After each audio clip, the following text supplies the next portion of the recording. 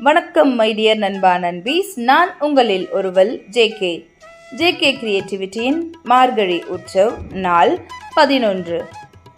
திருப்பாவை பாசுரம் 11.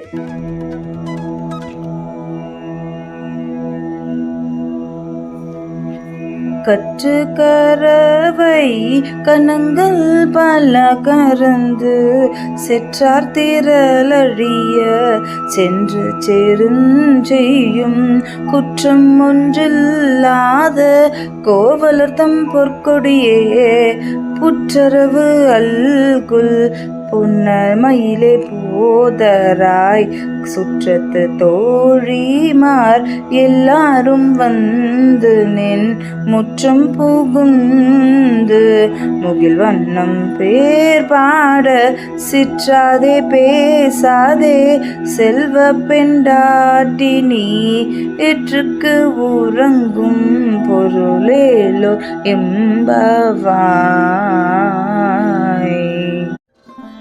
இந்த 11ஆம் நாள் பாசுரத்துல ஆண்டாள் கோதை என்ன சொல்லியிருக்காங்கன்னு பார்த்தீங்கன்னா, எப்பவுமே கண்ண பரமாத்மா பசுக்களிடமிருந்து பால் கறக்கிறதுல வல்லவன் அவர். அதோட கன்றுகளோடு கூடிய பசுக்களிடமிருந்து பால் கறக்கிறதுல மிகவும் வல்லவரான் இந்த கண்ண பரமாத்மா. இந்த கண்ண பரமாத்மா அதாவது அந்த ஆயர்குல பெண்களிடமிருந்து யாராவது அவங்கள தொந்தரவு செய்கிறாங்க, யாராவது அவங்களுக்கு தீங்கு செய்கிறாங்க, ஒரு பகைவர்களாக வராங்க அப்படின்னா அவங்களெல்லாம் தூசு துரும்பாக மாற்றி அந்த தோழியர்கள் எல்லாருமே காப்பாற்றுபவராக இருப்பவரா இந்த கோபாலன். அந்த கோபாலன கண்ண பரமாத்மனை நீ தானே அவரை தழுவிக்கணும் அப்படின்னு ரொம்ப விருப்பப்பட்ட அந்த நாராயணனை அந்த கண்ணனை போய் தரிசிக்க வேண்டாமா?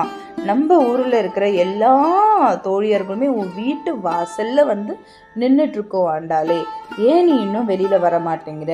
எல்லாருமே வந்தியாச்சு, நீ வெளியில வா, அந்த கண்ணனோட புகழை நம்ம பாடி கொண்டாட வேண்டாமா? வெளியில வா, செல்வத்தையும் பெண்மையையும் புனிதமாய் காப்பவளாச்சே நீ. நான் இப்படி உங்களை பத்தி பாடிக்கிட்டே இருக்கோமே எல்லாருமே, இது உன் காதுல கேட்கவே இல்லையா?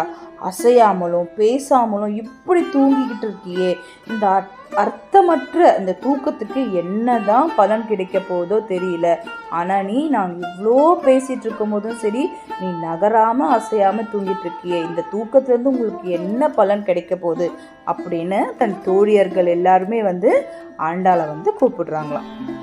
பொதுவாகவே நம்ம என்ன பண்ணுவோம், ஒரு விஷயத்துக்காக யாரையாச்சும் நம்ம கூப்பிடுறோம்னா கூப்பிட்டு பார்ப்போம், ஒரு வாட்டி 2 வாட்டி கூப்பிட்டு பார்ப்போம். அவங்க நம்மளை கண்டுக்கவே இல்லை, நம்மளுக்கு அவங்க ஒத்துழைக்கலைன்னா என்ன பண்ணுவோம், சரி போ நம்ம மட்டும் போயிடலாம் அப்படின்னு விட்டுட்டு போயிடுவோம் இல்லையா? இது பக்தி நெறிக்கு ஒரு அழகான விஷயம் கிடையாதான்.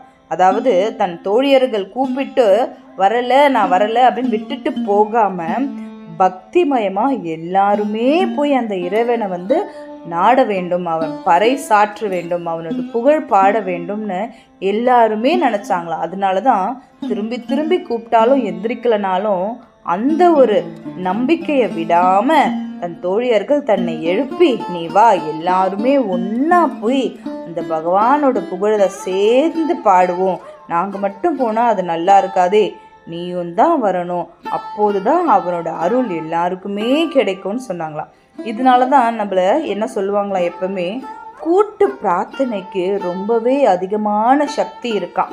தனித்து போய் நம்ம பிரார்த்திக்கிறத விட அந்த பரமாத்மனை கூட்டா போய் நம்ம பிரார்த்தனை செஞ்சோம்னா, கூட்டமா போய் அவனை தரிசிச்சோன்னா அந்த வேண்டுதலுக்கு அந்த ப்ரேயர்ஸ்க்கு எப்பவுமே அவர்கிட்ட மிகப்பெரிய ஒரு பலம் இருக்கு, அதுக்கான மகத்துவம் ரொம்பவே அதிகமாக இருக்குமா. இந்த ஜேகே கிரியேட்டிவிட்டியோட நாள் 11ஓட விளக்கமும் பொருளும் உங்களுக்கு ரொம்பவே பிடிச்சிருக்கும் நம்புகிறேன். அப்படி உங்களுக்கு இதில் ரொம்பவே பிடிச்ச பார்ட் எது அப்படின்னு கமெண்ட் செக்ஷனில் கமெண்ட் பண்ணுங்கள். நாளைக்கு ஜேகே கிரியேட்டிவிட்டி மார்கழி உற்சவ் 12ஆம் நாளுக்குரிய பாடலும் விளக்கத்தையும் கேட்டு தெரிஞ்சுப்போம். ஓம் நமோ நாராயணாய நமக. ஆண்டாள் திருவடிகளே சரணம் சரணம். நான் உங்களில் ஒருவள் ஜேகே.